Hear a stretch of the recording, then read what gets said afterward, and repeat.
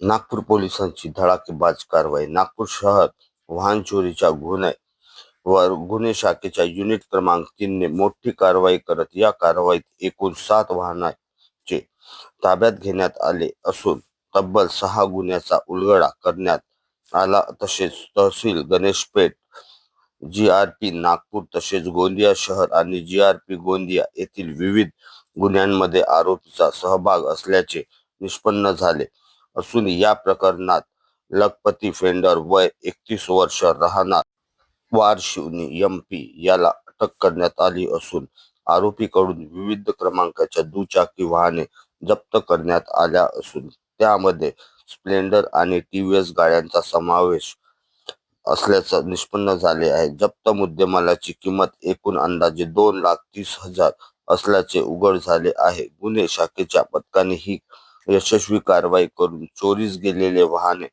परत मिळवली असून पुढील तपासासाठी मुद्देमाल तहसील पोलीस ठाण्यात जमा करण्यात आला आहे. या कारवाईमध्ये पोलीस निरीक्षक Anil Deshmukh, head constable Ajay Patil, Dinesh Daware, constable Vivek Bhoyar, Rohit Kale आणि मनीष रामटेके यांनी महत्त्वाची भूमिका बजावली असून Nagpur commissioner CP Ravindrakumar Singal, joint CP तसेच वरिष्ठ अधिकाऱ्यांच्या मार्गदर्शनात ही कारवाई करण्यात आली असून पुढील तपास करण्यात येत आहे. या कारवाईत पाहण्यात आलेलं आहे की वाहन चोरी पथकाने एक विशिष्ट मोहीम राबवून ही कारवाई करण्यात आली आहे.